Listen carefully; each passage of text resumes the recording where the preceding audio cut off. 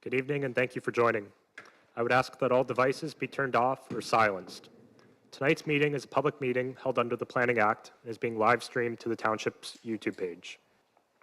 Collection of personal information as a result of the public meeting is under the authority of the Planning Act and will be used to assist in making a decision on these matters. Persons speaking at the meeting are requested to give their name and address for recording in the minutes. All names, addresses, opinions, and comments may be collected and may form part of the minutes, which will be available to the public. Additionally, interested members of the public can email the clerk or the Development Services Department if they wish to be notified regarding a particular application. Questions regarding this collection should be forwarded to the Development Services Department. Tonight's meeting is to consider public meeting reports. These reports contain a staff recommendation, and the recommendation is typically to approve with conditions, defer, or to deny. After the planner's presentation, committee members will be able to ask questions of staff, followed by members of the public. Following the question and answer period, this committee then makes a recommendation of these applications to approve, defer, or deny. Following committee's decision, notice will be circulated in accordance with the Planning Act. If a specified person or public body would otherwise have the ability to appeal the decision of the committee to the Ontario Land Tribunal, but the specified person or public body does not make an oral submission at the public meeting or make a written submission to the Township of Stone Mills before the application is provisionally approved, the specified person or public body is not entitled to appeal this decision. So I will call this meeting to order at 5:01 p.m. Thank you, Owen. I welcome everyone here this evening for our meeting. Those of you that wish to speak to any one of our minor variances or severances that we have, raise your hand, join us at the table, and speak. I would ask for the approval of the agenda. Moved by Bob, seconded by Marilyn. All those in favor? Carried, thank you. Any additions or deletions to the agenda? Let the record show there is none. Declarations, conflict of interest, general nature of, is there any? Let the record show there are none. Adoption of the minutes of March the 5th, 2025. Can we have a mover and a seconder, please? Moved by Aaron, seconded by Marilyn. Any errors or omissions, discussion arising out of those minutes? Let the record show there is none. All those in favor? Carried. Minor variance application A08-24, Toth, 588 Cedar Stone Road. Anyone here representing them? Will you join us at the table, please? Jason, will you give us the preamble? Thank you, Mr. Chair. So those of you on committee may recognize the file number at least. This application was heard at the February 5th, 2025 committee meeting. It was deferred. There wasn't any discussion at that meeting, as the applicant was requested to complete a planning justification report authored by a registered professional planner at that time to support and justify the request for the variances or the permission application to reconstruct the existing on-site development. The applicant has taken that, or had taken that deferral and hired Mills planning consultant. Lindsay Mills authored a planning justification report supporting the project, and it's on your agenda or included within your agenda package this evening as part of this recommendation. We, as staff, have reviewed the report. We support the report as well as the overall redevelopment plan that proposes to demolish the existing single-story cottage or seasonal dwelling adjacent to the south shore of Beaver Lake, reconstructed in a larger scale at 89.2 square meters, further from the high water mark, but most importantly with a conventional sewage disposal system that exceeds 30 meters from the high water mark in a compliant location to essentially replace the existing holding tank that's in relatively close proximity to the water.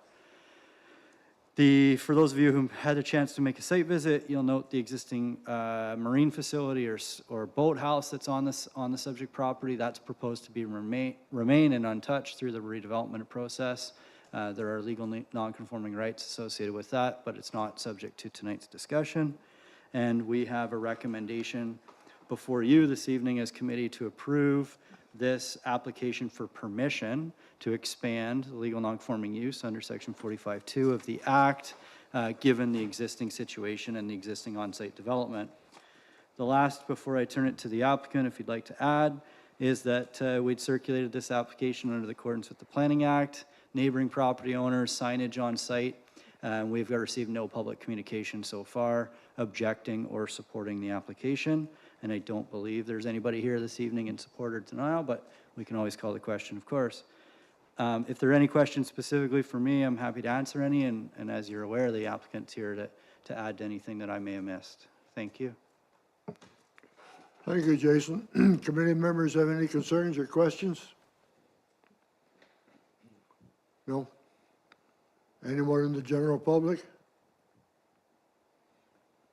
Okay, we need a mover and a seconder to approve. Moved by Bob to approve. Yes. I have a seconder, seconded by Dieter. Thank you. Any further discussion? All those in favor? Carried. Sir, you're on your way. Have a good evening.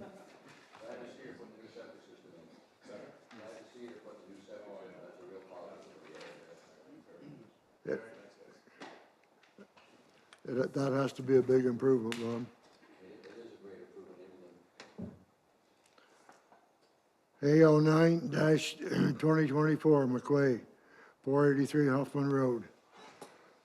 Barry, you know the drill. Okay, Jason, please. Thank you, Mr. Chair. Through you, application A09-2024, of course, is related to a consent application that's further on in our agenda, B55-2024. I do recommend that we consider these separate for the purposes of tonight's meeting, although they are related to the same property. Given the fact one's a variance and one's a consent, I think we should focus on the variance that we have before us at the moment. So I'll try to limit my discussion in overview at this juncture to the variance. The applicant is proposing to subdivide this larger landholding, historically used for agricultural uses, for the purposes of a 1 hectare building lot in the southeast corner. You'll see it on the screen. And the retained parcel is proposed to be reduced with respect to the minimum road frontage requirement from 100 meters to 84 meters. As you will likely recall, our comprehensive zoning bylaw requires 100 meters of road frontage to support agricultural or non-residential uses in our zoning. So the applicant, as you can see just based on the aerial imagery, is proposing to continue to use some of those fields on the property for agricultural uses, even though there's only 84 meters of road frontage that would be retained on that parcel, while utilizing 60 meters of road frontage to support the residential use on that proposed severed parcel in the southeast corner. As I mentioned in the prelude, there is a connected consent application, and I think we're going to have some discussion related to wells and water and hydro-G studies, et cetera. But to me, that's somewhat unrelated to the fact of the variance for frontage, but I'm happy to answer any of those questions that you may have at this juncture as well. Thank you. Thank you, Jason. Committee members have any concerns or questions on this minor variance? No? Okay. Approved. Moved by Bob, seconded by Merrill. Any further discussion? All those in favor? Carried. We'll deal with you later, Barry.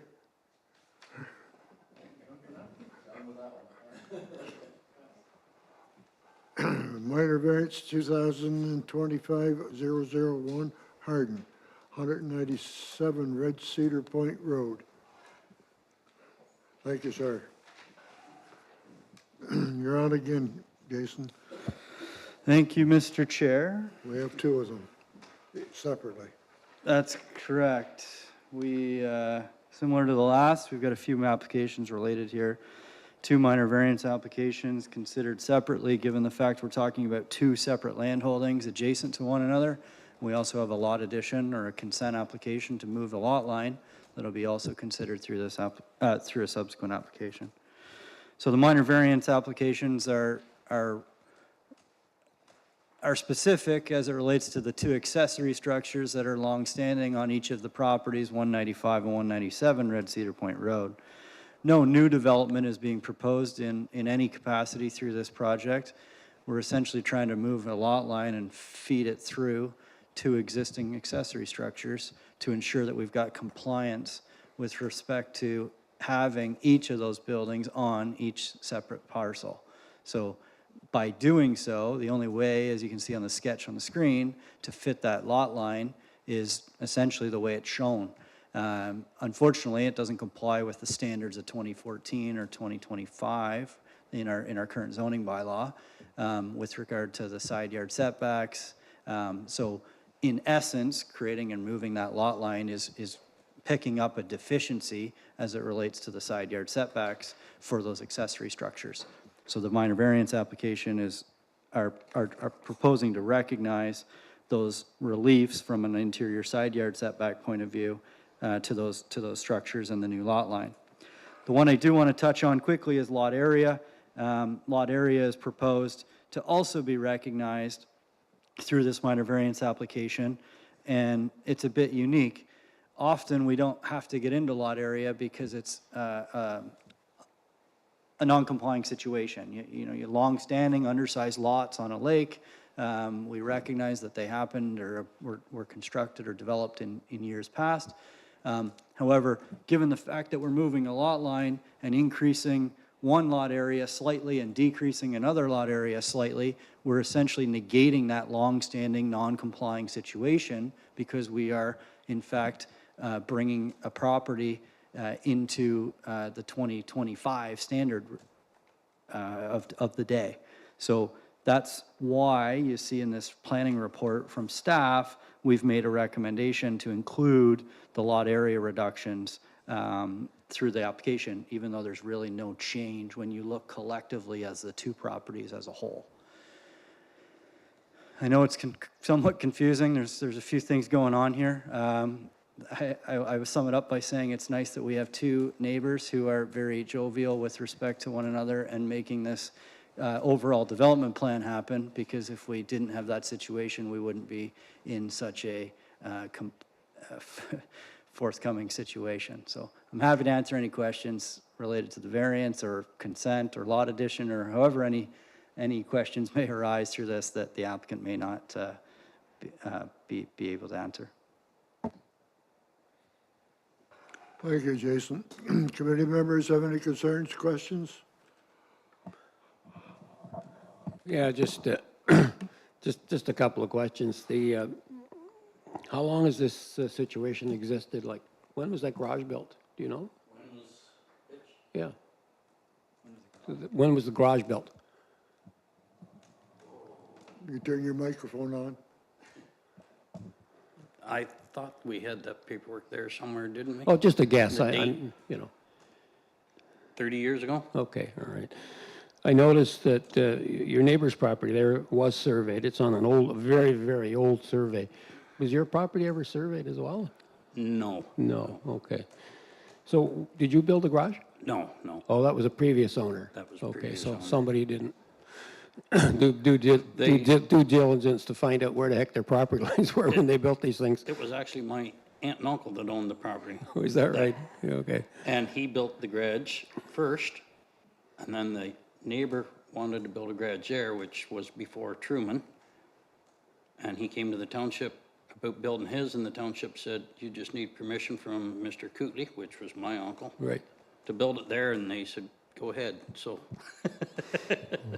that was the good old days. Oh, even at that, yeah, that's a good lesson here that when you spend a pile of money to build something, you should really make sure that you got it on your own property. Anyways, that's just from my experience. I was a land surveyor, so I got in a lot of this kind of stuff. But anyways, I'm well in favor to try to rectify these situations, and it's good you got a good neighbor who's not making you tear it down. Anyone else have any concerns, questions? Need a motion. Moved by Marilyn, second by Dieter, that we approve. Any further discussion? All those in favor? Carried.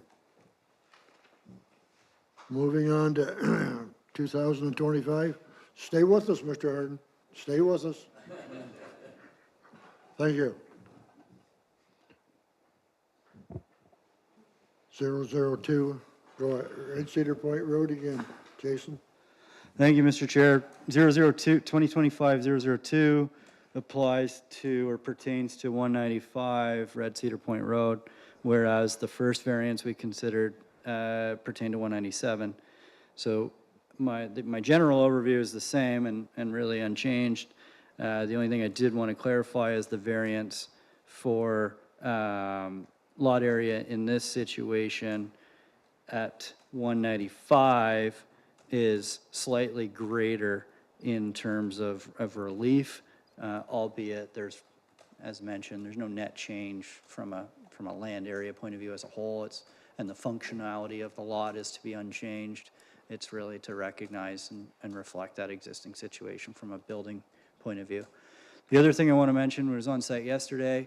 The concept plan before you on the screen doesn't have a septic tile bed labeled, but we were able to locate that. We have confirmation that that's also going to be compliant with respect to the building code, and it's outside of the 30-meter water setback on this property, so we don't have a great concern there. I just wanted to mention that. I forgot to mention it in the initial overview. Thank you, Jason. Committee members, concerns, questions? Okay, we need a motion moved by Bob, seconded by Aaron, that we approve. Any further discussion? All those in favor? Carried. You're on your way.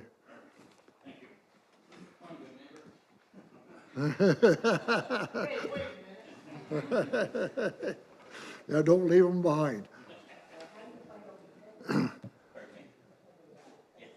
MV 2025-003, Shetler, 97 Grove Street, Newburgh.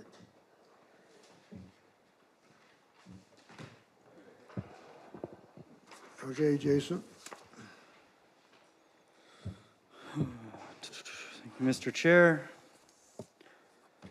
through you, 97 Grove Street, the applicant, Christopher Shetler, on behalf of the owner, here this evening joined us, who provided the submission as well as the concept plan and the conceptual floor plans and elevations for this addition onto the existing single-family dwelling that's on site. Largely the purpose of the addition is to expand the gross floor area of the existing dwelling through a 1.5 or a 2-story addition on the western interior, located in the western interior side yard, as well as a carport at the front to provide some sheltered parking for a vehicle. With respect to the relief that is being sought through our comprehensive zoning bylaw, pertains to the interior side yard setback, dropping to relief of 1.8 meters, as well as the center line of road setback from Grove Street, just given that narrow or that reduced right-of-way width of Grove Street itself. Public Works typically is our commenting authority or review agency with respect to reducing setbacks off of public, local maintained roads, and they have no objections to the proposal that is before us this evening. And as it relates to the interior side yard, from a planning point of view, we've looked at the general functionality of the lot, the functionality and layout of the existing house, and we don't really see an alternative location that's better suited for a more compliant expansion. The existing driveways are located in this location, and the existing dwelling has a side door so that it can easily tie in with what is being proposed from a dwelling expansion point of view. We've authored the planning report, and in our opinion, it satisfies the 4 tests of a minor variance. It gives consideration to both county and township's OPs, as well as our meeting the intent of our zoning bylaw. With regard to public notice, there are 11 property owners that are to be located or are located within 60 meters of the subject property. Notice was provided, signage was posted on site, and there was no comments received. There has been no comments received to date related to this project. As mentioned, Mr. Shetler is the builder on behalf of the project, and he can probably provide any clarification that I may have missed, but we see no concerns from a planning point of view and recommend that it be approved as presented. Happy to answer any questions. Thank you, Jason. Yes, Marilyn? Just had one small question.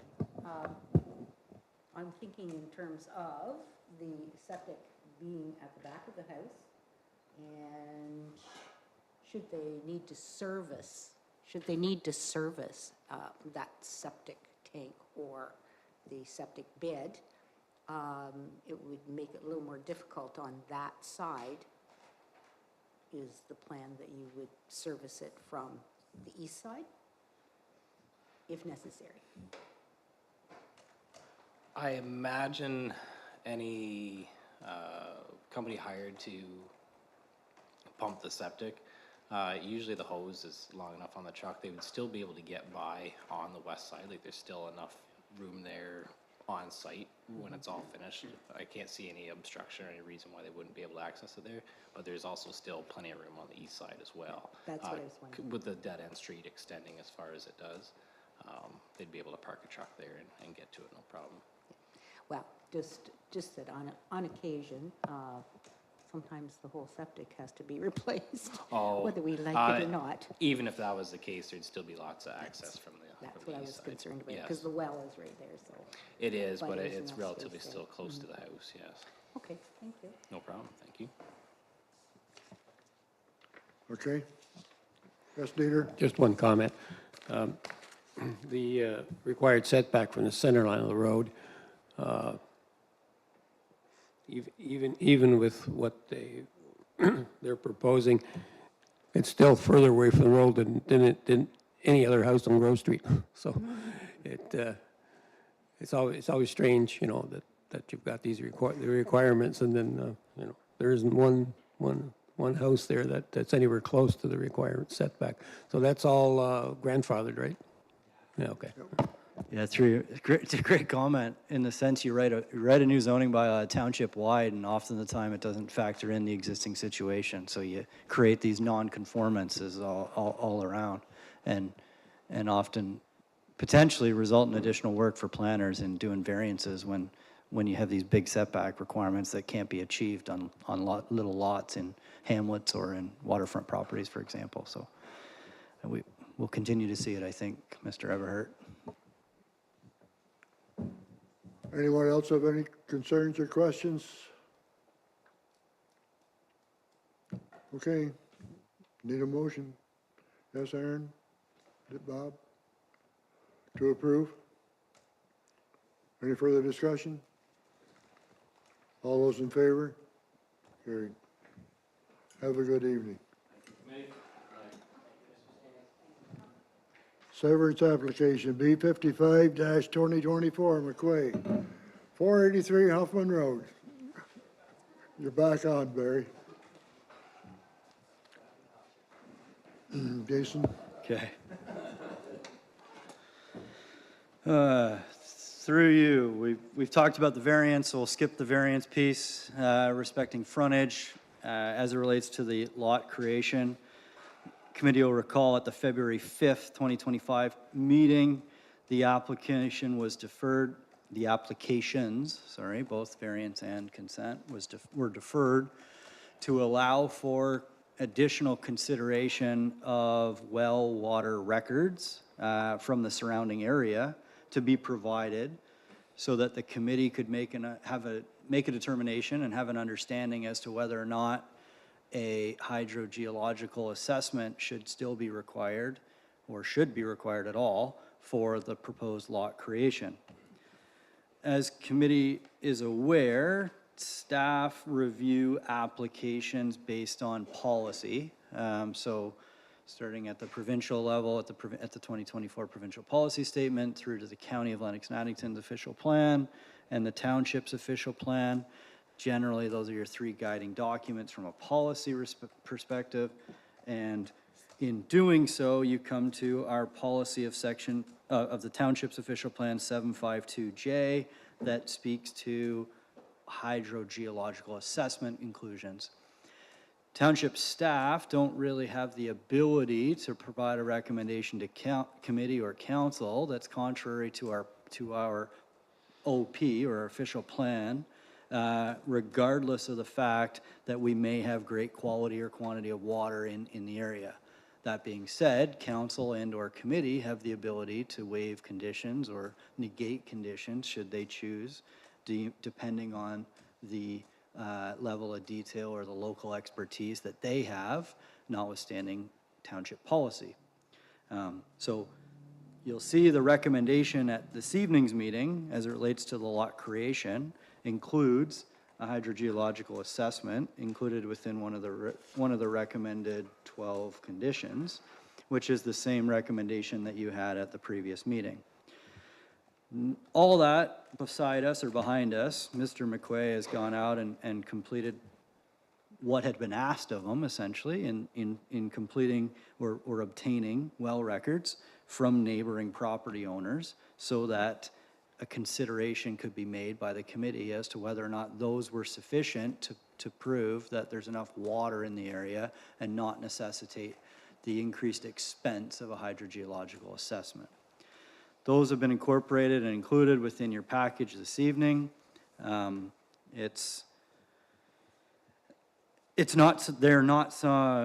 not documents that the township staff have reviewed in great detail. We are not hydrogeologists on staff. We look to peer reviewers externally for that level of support. But I can try to answer any questions that committee may have as they siphon through these historical records and make a decision on the conditions applicable to this lot creation. Thank you, Mr. Chair. Thank you, Jason. Committee members, I'm sure I see you reaching, Dieter, go for it. Yeah, okay, this may be a little lengthy, but, so I took all those well reports and kind of condensed them into something that made sense to me. So, 3 of the wells, the shallowest wells at 63, 66, and 79 feet were into what the driller called blue limestone. And they're all providing at least 5 gallons per minute, and one was at 10 gallons per minute pumping rate. Good. Then the next 2 wells at 91 and 99 feet were into what the driller called red sandstone, gray sandstone, and they both were also 5 gallons per minute. And then the deepest well, 118 feet, was in red gray granite, and it supplied 15 gallons a minute. And all the comments were that this was all fresh water. Okay, so what do I get out of this? I guess the ones that were drilled into the sandstone, obviously, when they drilled through the blue limestone, they didn't find water, so they went down further. And on the deepest well, it went through the blue limestone and through the sandstone, and they couldn't find water, so they went into the granite. What does this all mean to me? I'm not a hydrologist either. So I really, what can I say? I mean, there's definitely water there. There's different aquifers or different veins of water. In the entire area. Depends on where you drill. So I for myself, does this qualify as that we should say, okay, well, there's enough water there, you don't need a hydro-G? Personally, I can't really make that determination from that information. So that's sort of where I am at right now. Well, I'll play the devil's advocate. If there was a hydro-G study done, would it prove any different than what we have in front of us? There's water there. Well, I agree. That's what I said. I said there's water there. There's some different layers, I suppose. There's water there, and the quantities are not, fantastic, other than the one out of the granite, which says they can pump at 15 gallons a minute, which is pretty good. The others are all around 5 or a little more, so, yeah, there's water there, yeah. Yes, Aaron? Like Dieter, I've also been reviewing the information, trying to digest it as well. I can appreciate that well records provide valuable information regarding water quantity. My understanding of the Hydro-G study is that it's a comprehensive analysis of wells in an area where density is considered, and it looks at more than just water quantity. So I do have a couple of questions that I'd like to present to staff for feedback to help us kind of review where we're at with this application. So in reviewing the well records, I noticed that some of the records are from the 1950s. So my first question to staff would be, can you comment on whether or not a well record at this point in time would still be valid based on well drilling standards today for our consideration? And then the second question I have to that kind of plays on my earlier point in terms of, could staff please, provide an overview to the committee in terms of, what information is missing in a well record report compared to what we'd see in a hydrogeology study for our consideration, and whether or not we're doing our due diligence to ensure that we're meeting planning policy today in consideration of this application. You got homework, Jason. Through you, Mr. Chair, I'll start by thanking Member O'Gara for posing some of these questions in advance of the meeting. And I purposefully responded to her to say, I think this is a great question to ask, or great questions to pose at the meeting, so that we can have benefit of all, as opposed to trying to come up with an answer in solitude. All that being said, I'm still not a hydrogeologist. and I still don't have all the answers, because I'm a land use planner. But what I do have some information that I can share. And as you can imagine, like all other policy documents in the province, they change with time. So to the question of, is a 1950s well record still applicable? The answer would be yes, in the sense that the Ministry of Environment still considers that an adequate well record for that well as it was drilled at a certain time in a given standard. That being said, the MECP, or MOE, puts together the D55 series guidelines that we regulate drinking water, well water on. And those documents and guidelines on private well water are updated from time to time.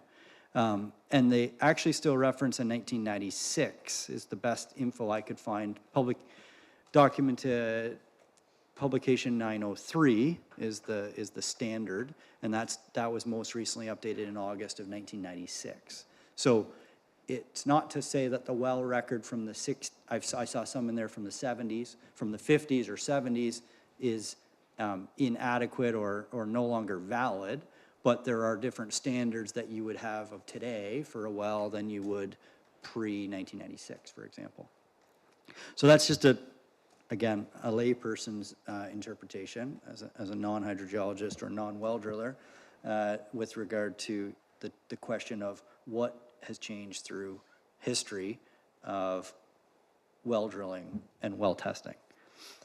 The second question, I think, is likely the most applicable, and the question of what is the difference between looking at some well records and looking at a Hydro-G study?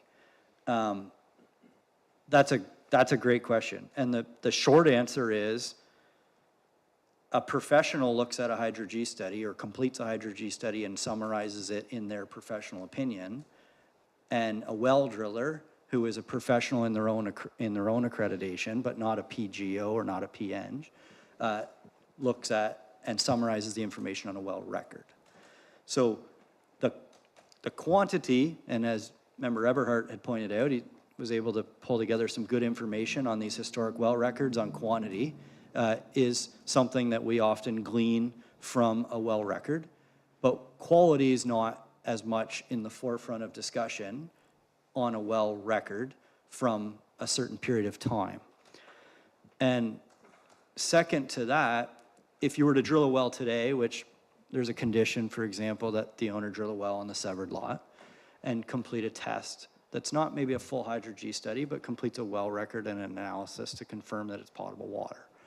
That test isn't done to the same degree as a hydrogeological assessment. That hydrogeological assessment typically does a 6-hour pump test, for example, as opposed to a 2-hour pump test or 13.7 liters per minute, whichever is the lesser, in a standard test. So that's one of the differences.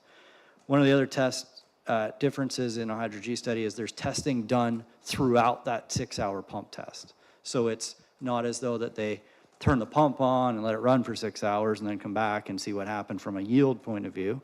There's actually ongoing monitoring by a professional to understand what the well water quantities, the qualities of the water are at different stages of the test based on presumably getting different levels of aquifer feeding into it. And another comment, I have a couple bullet points here I'm running through. Another comment as to the difference. During that pumping test on a hydro-G study, you put a data logger in neighboring wells. And the data loggers essentially run your drawdown effects on neighboring wells to understand what a 6-hour pump test on your new well has as it relates to an adverse effect, potentially, on a neighboring well.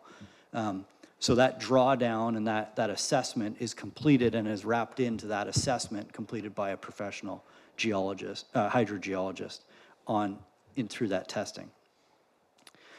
I've already touched on the fact that it's basically summarized by a professional, not just a driller. And lastly, there's a servicing element that comes into these things. And I'll just use one of the examples of the records that Mr. McQuay had pulled. I think it was the 1974 record I was looking at. And it looks at the casing depth. And the casing depth in that case was 14.5 feet, I believe, deep, a steel casing. Well, today's standard is you have to have 6 meters of casing depth to be considered a drilled well. And if you're lesser than that, you're technically in the standard of a dug or a blasted well. And for some people that might, well, what's the difference? And it doesn't seem to be all that significant. And ultimately what that means is your separation distances from septic systems doubles. So you have a 100-foot setback on a dug well or on a depth of a well that doesn't have a casing depth of 6 meters versus a 50-foot on a casing that is 6 meters or greater in depth. Not that I think that's going to be overly critical. This is a big lot, of course, and depending on where development happens, it could comply. However, I just wanted to bring that to your attention in the sense that that's something else that's typically wrapped into a hydrogeological assessment, is that they're looking at the neighboring wells and how that would influence future development as to where it could be located on that site, given septic and wells and those separation distances. Lastly, as it relates to the quality of the water, that's the biggest difference, I think, that we're going to touch upon between a well record and a hydrogeological study. The hydrogeological study looks at the quality of water from both the health-related parameters and the non-health-related parameters. So if E. coli, total coliform, fecal coliform, your bacterial measures for your health matters, nitrate, turbidity, and sodium, all those have to be considered through quality assessment for the health-related matters, and the non-health-related matters, we look for fluoride, DOC, which is dissolved organic carbon, aesthetic and operational parameters, and zero chlorine at the time of sampling, which is, as many of us know, you often chlorinate your well to disinfect, so you don't want to have your results skewed by chlorination. So we want to make sure that that's at zero. All that stuff is wrapped into a quality assessment that's done for a hydrogeological study whereas we don't have that same level of rigor in a traditional or a conventional well driller's report. That's really, I think, the best that I can provide in terms of what an overview would be without being the subject matter expert of what you would see in a hydrogeological assessment versus a non. So hopefully that helps. Committee members have anything to add? Questions? Barry, do you?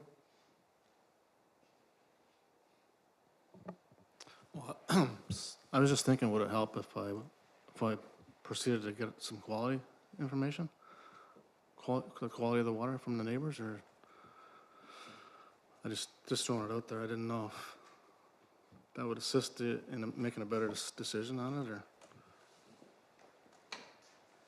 I have a sense that some are looking at me to answer that, so I'll jump in through Mr. Chair. Not to try and sound too blunt, it won't change staff's recommendation. And the only reason I say that is we have an OP policy that I have to follow with respect to providing a recommendation to the committee. So the OP policy stipulates a density target, and then it's worded as a shall in the OP. So you shall complete this if you're meeting these thresholds. The committee has the approval authority. They've delegated authority of council to make a decision to essentially supersede that policy direction. So as much as I answer the question, I don't really answer the question, because I look back to the committee to say, if they defer, if tonight's decision is to defer to allow for the applicant to come back with some additional information on quality, staff are going to sit here at the next meeting with a very similar recommendation that says, we still recommend you do a study, but they might, as a committee, might feel more comfortable in exempting it, depending on what information is provided. Thank you, Jason. Yes, Aaron? I can appreciate the applicant's desire to give us more information to help guide our assessment of water quality in the area. Based on what's been shared, my understanding is the challenge with doing that is the water quality information will only relate to the individual well in which it comes from, where the Hydro-G study will simulate a drawdown on multiple wells in the various wells in the immediate area. And by doing so, that water quality may fluctuate or change. So although it would be, the well records would be a snapshot in time on an independent day, it very well could be a different day of the year. But the Hydro-G study simulates that water quality as there's demands and drawdowns on the well through that simulated exercise. So it wouldn't change kind of my position on the application. Anyone else? I'm just going to make a final comment. I know when we discussed this at the original, one of my concerns was that we set precedents here for things like this, which is not a good idea. And I know that you've gone to a lot of trouble to get all this information. I'm sure it was a lot of time, a lot of effort to talk to everybody. But my feeling still is that if the township requirements, based that lengthy paragraph there, which I'm not going to read, requires a Hydro-G because of the density of wells, I just personally have to go with that. Anyone else? Yes, Marilyn? I've been sitting here listening to it all. Not a hydrologist. Bleh. I don't like that word. It's very long and very difficult to say. But it does seem to me that the recommendations from staff, and they're basing it on one thing, and sometimes when we set a precedent like that then someone else comes along and feels that they they need to have the same thing done, and, which is fine, but it can be more difficult. I guess if we applied this to this particular property only and never again, but we can't be guaranteed that that would happen. And Aaron has explained really well how that hydrological study works, in that as they're testing all of it, it's not just a one-day only situation.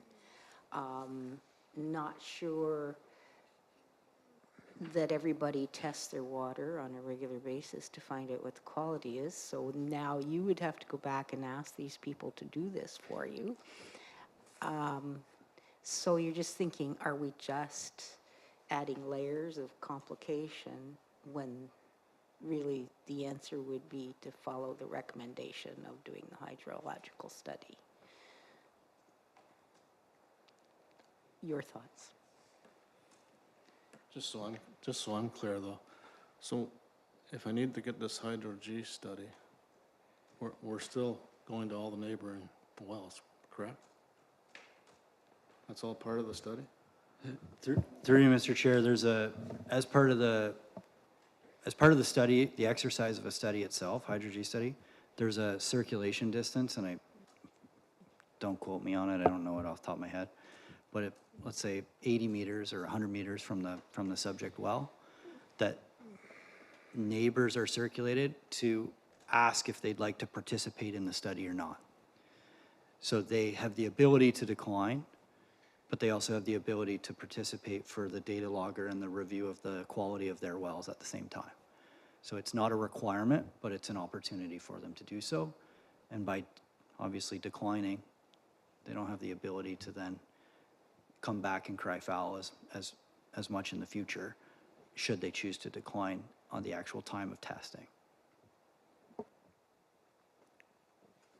Yes, Merrill?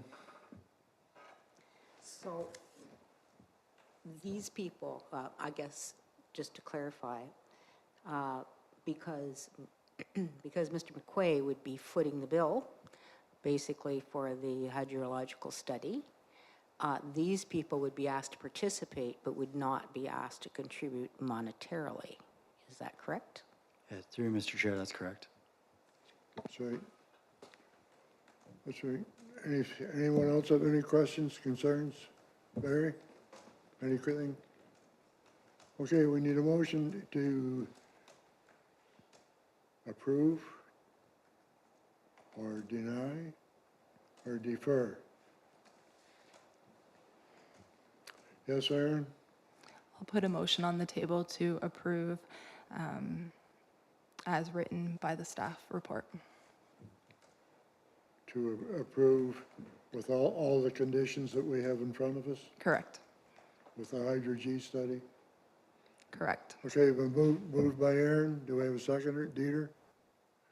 Any further discussion? All those in favor? Opposed? Carried. 3-1.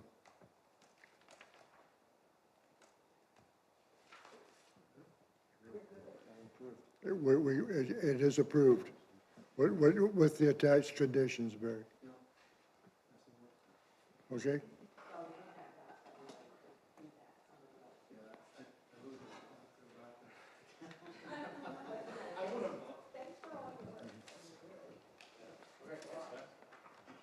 (2025-008) lot addition Hardin, 195 Red Cedar Point Road. They left. They're not here. Okay, Jason. Thanks, Mr. Chair. Yeah, I think the 195 and 197 Red Cedar Point got very excited in the fact that both variances were approved. They forgot they had the lot addition to follow up on. But, so they've departed the meeting. We're here now at this juncture to try and garner the approval on the lot addition to move that small sliver of land to allow for both buildings to be compliant. And essentially, align with the variances that were previously approved on tonight's agenda. I can answer, and happy to answer any questions. Any questions? Concerns? No? Okay, we need a motion. Moved by Bob, seconded by Aaron, that we approve. Any further discussion? All those in favor? Carried. Okay, the next one is a different one. 2025-009, Nature Conservation of Canada. Alan, will you join us at the table, please?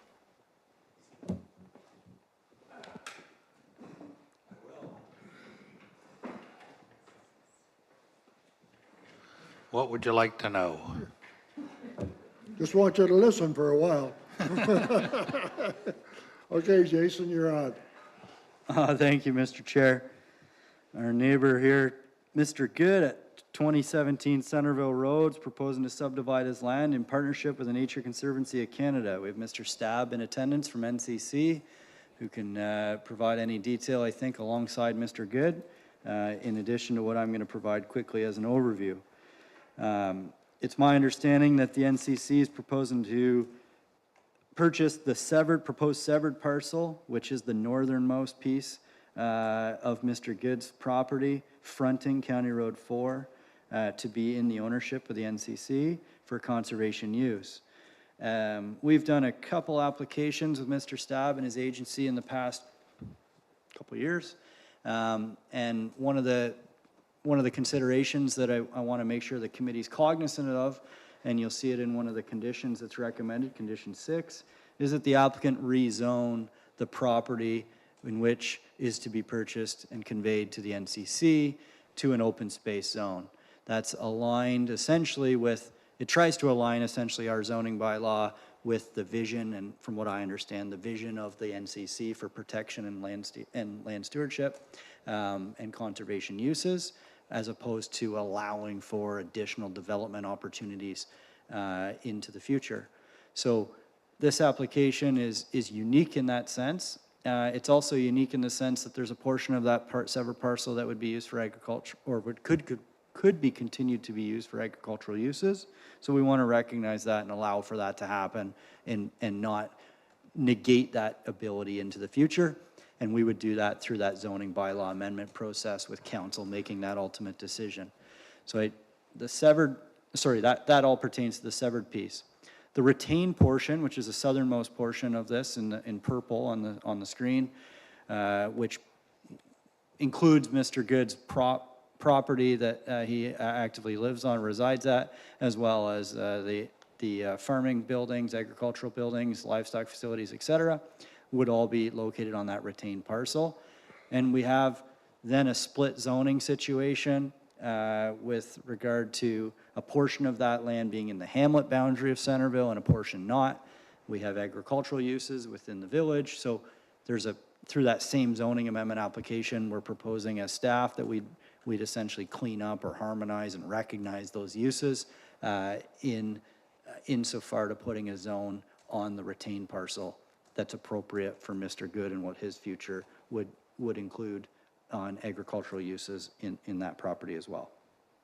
So just to the high level, 42 hectares approximately is to be severed off fronting County Road 4 with no new development proposed, and the retained parcel plus or minus 25 hectares that would maintain all the existing on-site development. And through this application, as I understand it, there's no new development being proposed on either the severed and or the retained. We've looked at this property or this project and the overall development plan as it relates to the policies that are in play in the county and at the provincial level and here at the township level. Concern with regard to meeting the intent of those policies. The other thing I want to draw the committee's attention to is the fairly vast number of individuals who were circulated on this, and the fact that 26 property owners were circulated with direct mail out as well as signage on site, and staff have not received any comments to date respecting this application. Recognize there are individuals here in the gallery that may wish to speak to the file, but we've not received anything so far.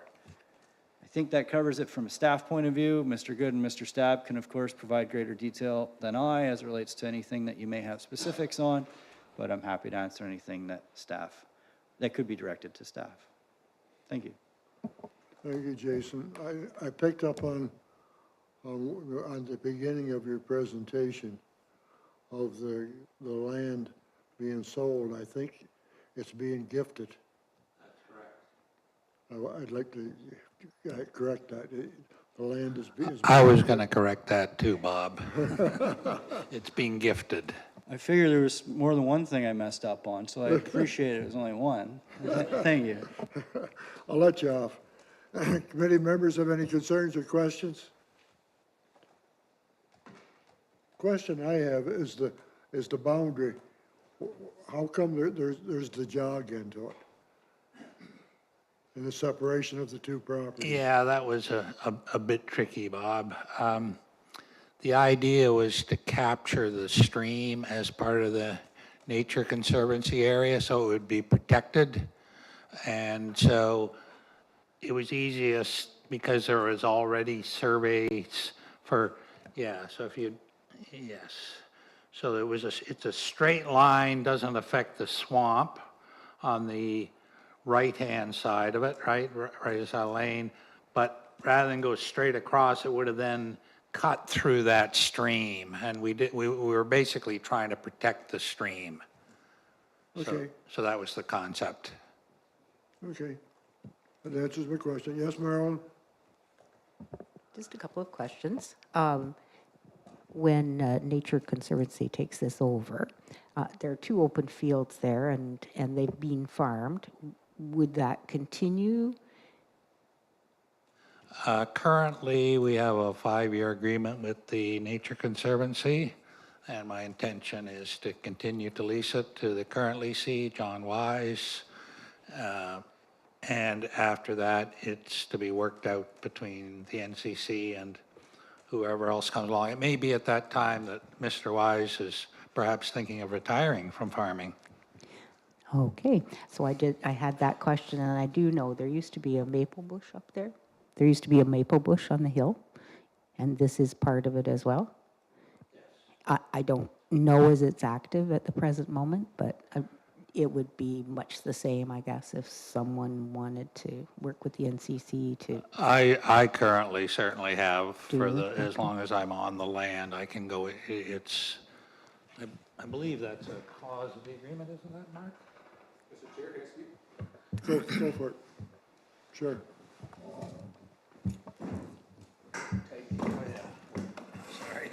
Penalty box. The 2 of you, I'll be able to get along. Mark Sebb and the Nature Conservancy of Canada. One of the conditions of the letter of intent to donate the property includes a retained right to continue to tap the maple trees up in the forest for as long as Ellen would like to. Thank you. Also to access the property for bird watching, Thank you. that sort of thing. I just remember when I was a little kid. Anyone have any thank you. concerns? Sure. It's just going to remain open space like it is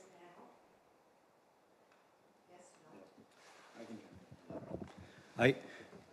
Through you, Mr. Chair, my understanding of the application is that's correct in the sense that everything that's turquoise on the map, north of the creek, is to be put into an NCC ownership for conservation uses, so protecting that conservation use and that open space.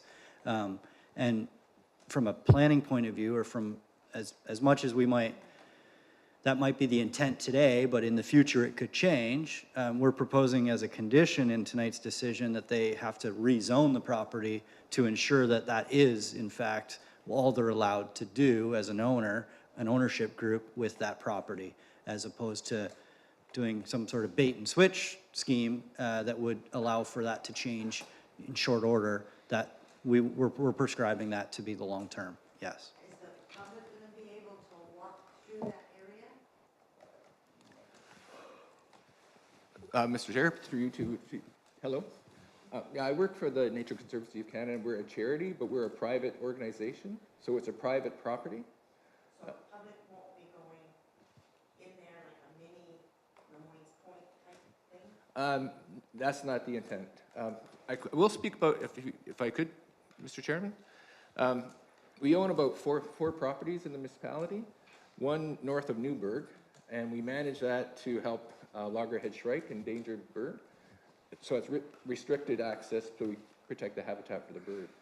The municipality donated property to us at Camden East, and there's an alvar habitat, rare habitat that we're helping to restore. And there we did create a public open trail for people to use. And I can share that in the minute, so you can actually see where that is if you'd like to go there sometime. This property and one that came up earlier last year, property on Vardy Lake, are both ecological gifts.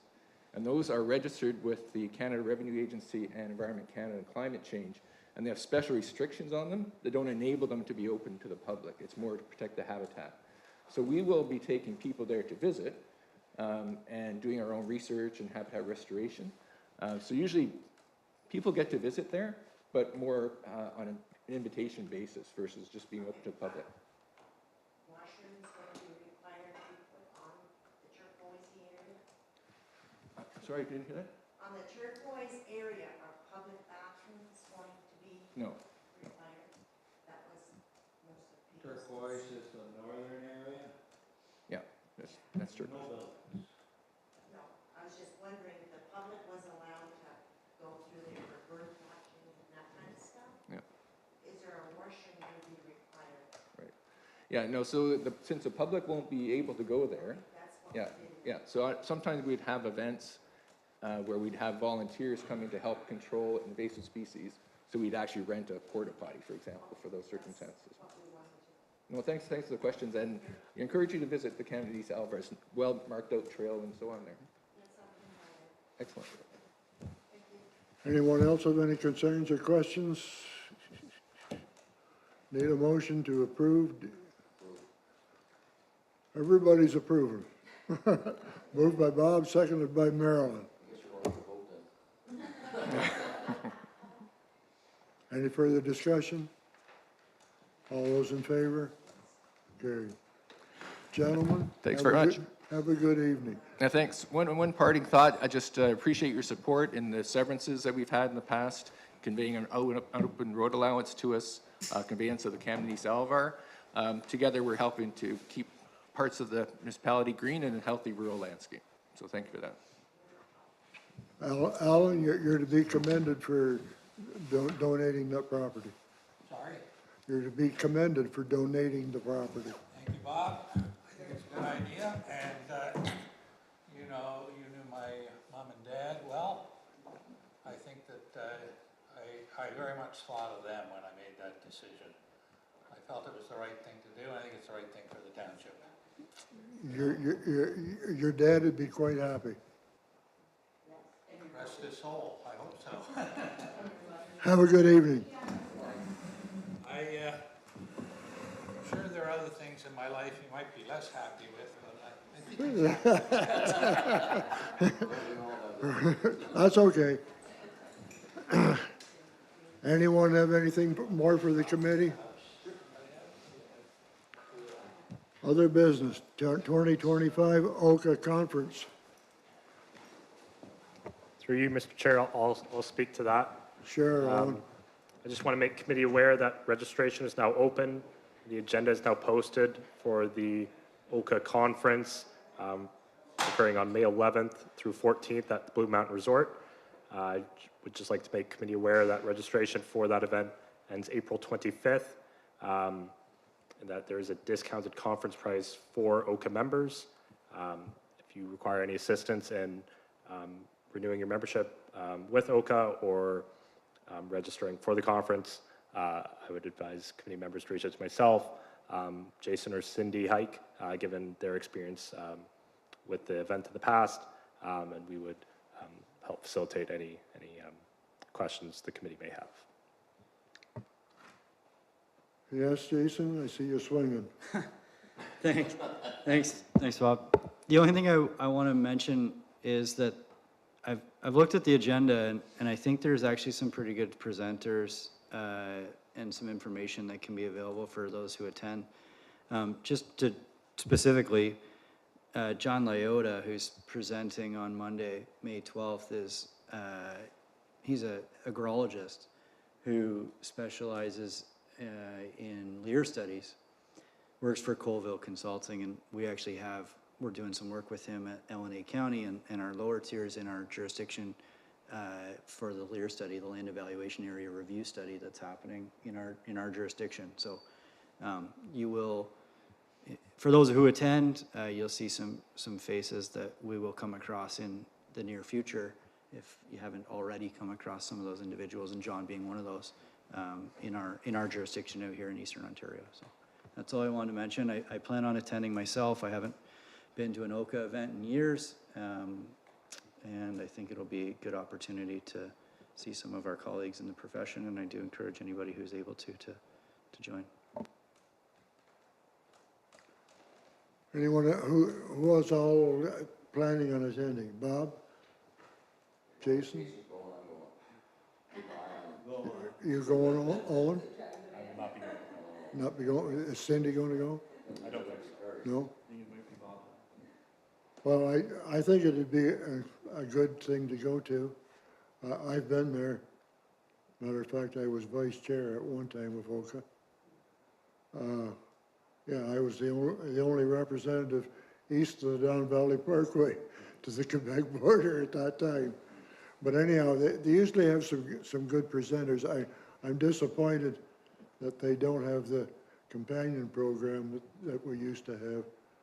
I mean, it was, you could take your wife or significant other, and there was always a program for them to go to.